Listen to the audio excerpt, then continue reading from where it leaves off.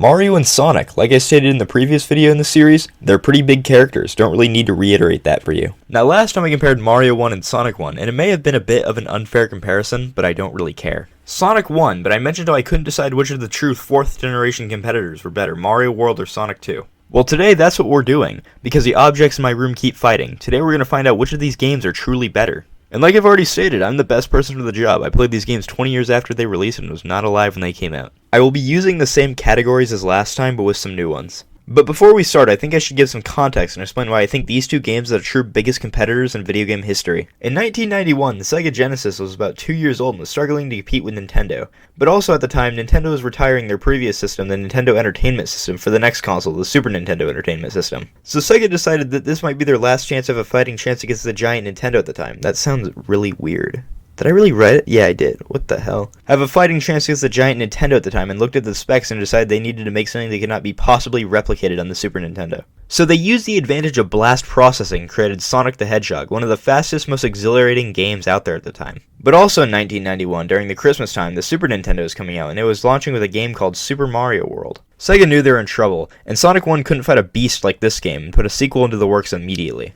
So in Christmas of 1992, Sonic the Hedgehog 2 was released, and it was supposed to define a generation of platformers and gaming in general. Now Sonic 2 had one of the largest advertising campaigns at the time and really changed how marketing is handled now. They hyped up a big release on Tuesday, November 21st. Sonic Tuesday, you know, like Sonic 2's Day. Pretty clever. But this game was a beast. It took the high-speed platforming in Sonic 1, and if Sonic 1 turned it up to an 11, I can't count that high. But did Sega complete their mission of rivaling Nintendo's Super Mario World? Well, that's enough talking, it's time to complain.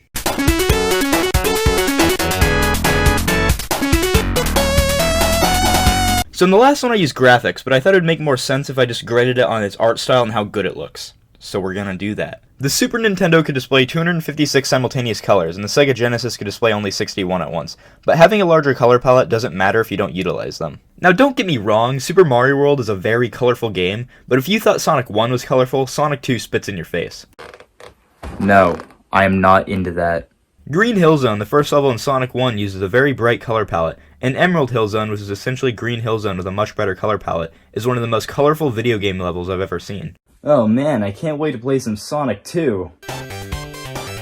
What the f***? But I'm gonna be honest, having vibrant colors is great, but I personally love Mario World's use of color. It uses less vibrant colors and instead uses darker colors with much more shading, and it feels a lot easier on the eyes. I neglected to mention that Sonic 2 uses multiple layers in its levels, so it has much more depth. It looks cool, but it can be very disorienting. Most notable in Aquatic Ruin Zone. Mario World, however, uses a much more static style, which works a lot better and makes it much easier to play. I would use the same sentiment that is because Sonic is less focused on platforming, but that's not as much as the case for Sonic 2, as this game has a lot more platforming and it's much better than the first game, but we'll talk about that later. But if I'm gonna be honest, I prefer looking at Mario World more, and while yes, I would say Sonic 2 is the overall better looking game, I just really like the style Mario World gives off. Also, I thought this would be a good time to mention, but I love the sprite art for this era of gaming. The super detailed 16-bit sprites have such a happy style to them, and I think this era has some of the best looking games because of it. I also wanted to talk about art in this category because both of these games had a lot of cool promotional art made for it. So I'm gonna say something controversial, and I understand if you want to stop supporting me because of this,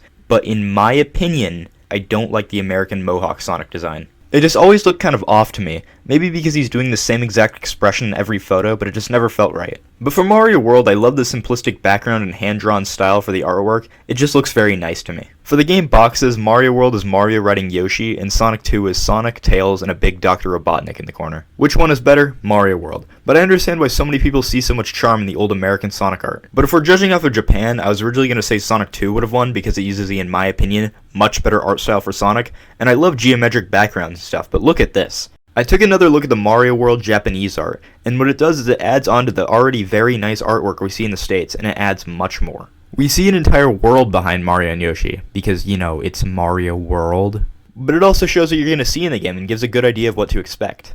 So, Mario World wins in everything for me. Not to discredit the art style of Sonic 2, because I will admit there's more to look at and it looks much nicer. I just like Mario World's use of color more, and I think it works a lot better for the style of game.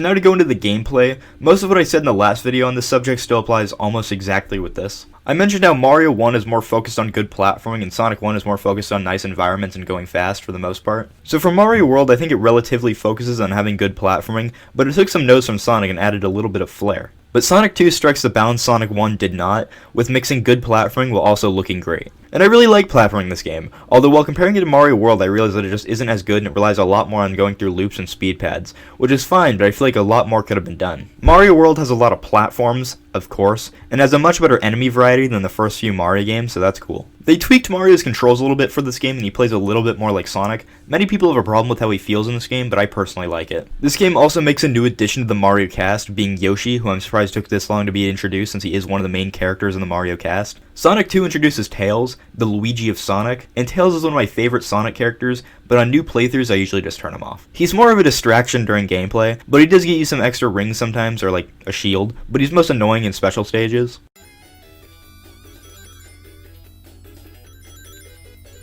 In the special stages, you have to collect rings, and if you collect enough, you're rewarded with a Chaos Emerald, and when you get all 7, you become Super Sonic, and he is pretty cool. I almost feel like Super Sonic removes content for exploration instead of adding content, which I think is the opposite of what you want to do for doing more than you're supposed to do. Mario games are known for having extra worlds for finding secrets, so I think having what is essentially a beat game button for doing all the half pipes is kinda lame. But Super Sonic is fun to play as, and I think that's all they really needed to do. But I'm tired of talking about the game itself. I know you don't care, you came here to hear about the sound. Or you didn't come here at all.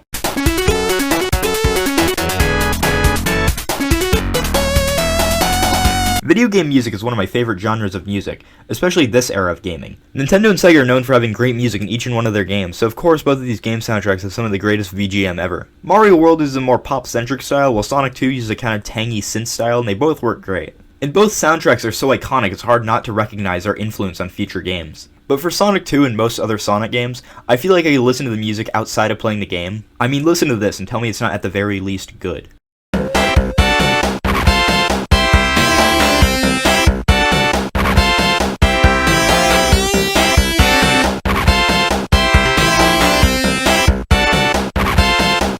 So yeah, Sonic wins here. Not much else to say.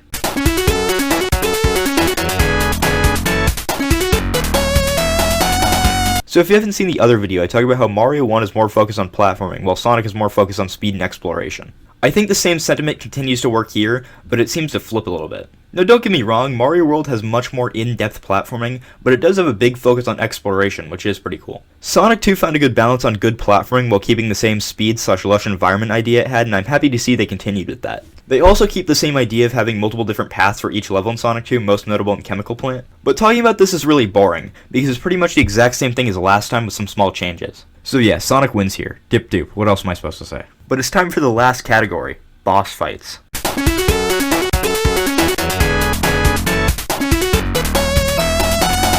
So if you haven't noticed, which is fair enough, Mario and Sonic are currently tied, so take this as the final boss of the video. God, I hate myself for saying that. Each game has numerous different bosses. For Mario, you have midpoint castles and Bowser castles, and for Sonic, you have a boss at the end of each second act. For Mario, you have a variety of bosses that you can fight. You have the 7 Koopalings, which all fight relatively the same, but every once in a while you get a new boss, Big Boo, Reznor, and at the end Bowser himself. In Sonic 2, at the end of each second act, you get a new boss, which they are hit Eggman in the head 8 times with a new gimmick each time. Listen, okay, there are some creative ways they utilize this, better than Sonic 1 no doubt, but I just feel like they didn't have enough to work with. In the last zone of the game, Final Zone,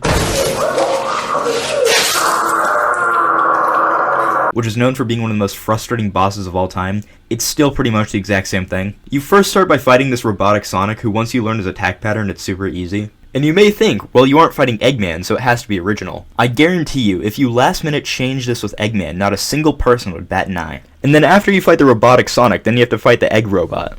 And you may also wonder, why is it known as one of the hardest boss fights of all time? Well, it's because you have no rings, so you die in one hit. I understand the challenge there, but I think it's a little bit unfair to force players to take actual notes on attack patterns and not do a single thing wrong so you don't take a singular hit. Why am I more angry about Sonic 2's bosses when neither of the games are known for having good bosses? Well, at least in Mario World, you aren't fighting one tumor, you fight 7. I understand they really didn't want to focus on the bosses, but I can still complain. Mario wins. But who do I think won? Mario World won. Sonic 2 is my favorite classic Sonic game, and I will say Sonic 2 and 3 are better than Mario 3, but Mario World is such a good game that I think it's a little bit unfair to say its main competitor is better. And I really like Sonic 2. It was my first Sega Genesis game I ever bought, and there's a lot of secrets in it. I just think that Mario World is better. In the wait for Sonic 1 and 2, we got Sonic CD, and if anybody wants me to compare it with Mario 3, no. So just wait until next time where we...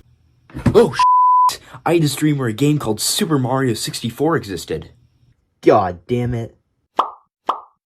Not now.